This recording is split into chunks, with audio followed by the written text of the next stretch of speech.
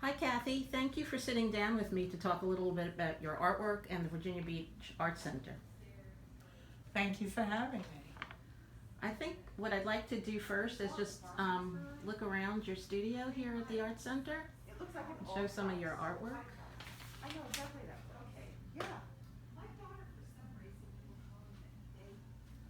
see you have a variable of subjects, different kinds of things, from plants to still life to animals to landscapes. It's a really nice mix of everything.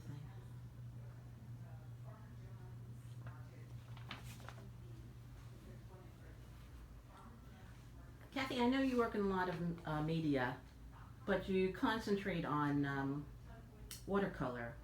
Is there anything that drew you to the watercolor process versus other media? Well, when I was studying art, I had studied acrylics first, and then I moved on to oils. I painted in oils for about 10 years, and I had done some watercolor painting before that and during that, but then when I started painting in watercolor, I just fell in love with them. I fell in love with the transparency of them, and yet the ways that you can build up layers of paint and you can see the layers underneath it through those layers. I also enjoyed seeing the light in the painting and then building up the darker colors slowly, and that's mostly opposite of other ways of painting. I've tried all the different media myself, and watercolor is not as easy as it looks. Well, I like to tell my students that it's challenging, and it is challenging. And if you learn when you mix this and this and you put it on this way, that is what you get. That's a way for them to start exploring their own style of painting. And if it doesn't come out looking good, well, that's okay. They tried it. Then they can go on and do it a little differently. Sometimes mistakes leads you to something very special too. Yes, they do. Um, what are your watercolor influences? What artists do you? Well, I've always loved the watercolors by John Singer Sargent, and they were mostly done in his time as sketches for regular painting, but his watercolors are wonderful. I saw a private show of his watercolors in the Brooklyn Museum a couple of years ago, and I just lost my breath. His technique is very challenging because he uses a lot of quick strokes. And when I paint, I'm blending and this and that, but he does a lot of quick strokes. And then when his painting is done, it looks like a painting. So I admire him for that. I also am in love with the paintings of Mary White, and she's a contemporary artist. She is, I would say, one of the best watercolorists there are right now. And her paintings, what she especially brings to her paintings is an emotional connection, so that you start to feel what the subjects are feeling. And she just really is able to do that. I know that in a book she wrote about teaching painting, she talked to her students about feeling what your subjects are feeling. And I think that that's how she gets them to project those emotions. Yeah, that's very interesting. I had never heard of her until you mentioned it, and I looked her up, and the paintings are amazing. Um, you've got a lot of paintings here, and I know you've got a lot more that you've done. Are there any one or two that you especially like more than others? Um, Certainly some of my paintings I like more than others. Some of my paintings I don't like at all. So it's That's you know true with all of us. I know, but this is a white poinsettia, and I named it White Christmas. And when I painted that painting, I went into the zone. And how I define the zone is you learn all these different techniques of how to do things. And when you're doing a painting, you're thinking of them. How do I do this? How do I do that? When you go into the zone, you leave that thought process aside because you know what you're doing.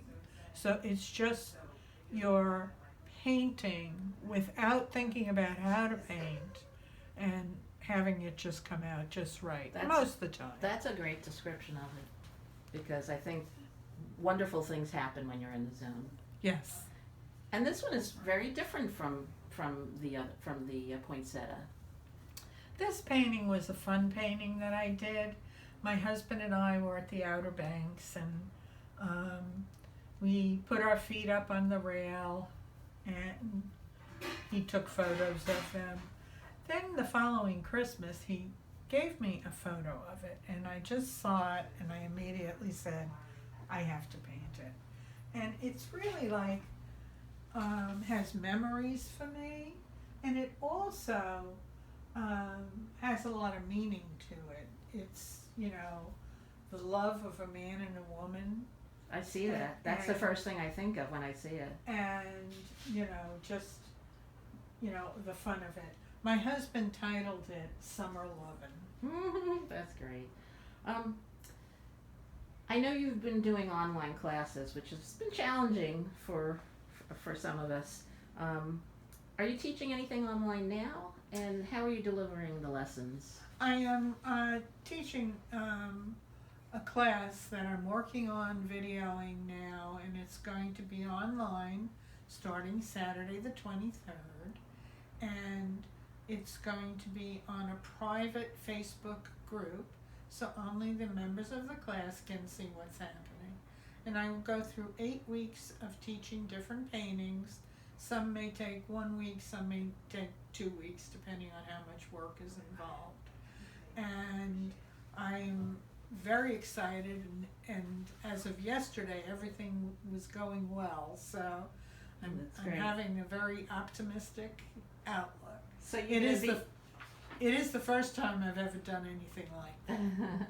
So you'll be posting videos as well as photographs. Yes.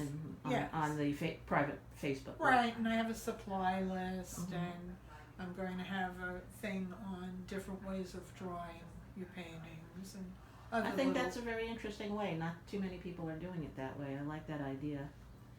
Thank you.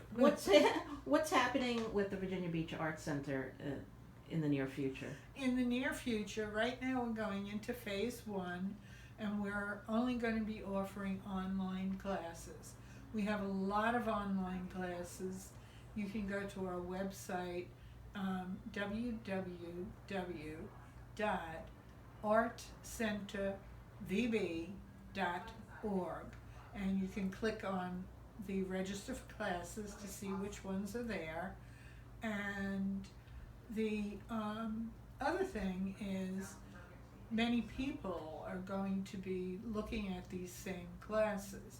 We are going to be adding additional classes, and hopefully they will be successful. We've already had a couple of successful classes that Rowena Finn has taught online. And is there what's happening after phase 1? In phase 2, we're going to start presenting some classes. We will limit the number of people in the class as we will need to. And we're going to, in July, we're going to do some 1-day classes, maybe some 2-day classes. And then in August, we're going to do a series of 4-week classes. So hopefully by August, we'll be ready to come in and make a commitment to be there for 4 weeks. That's terrific. I'm excited about that. Thanks so much, Kathy. This has been very interesting and informative. Thank you, Alan. All right.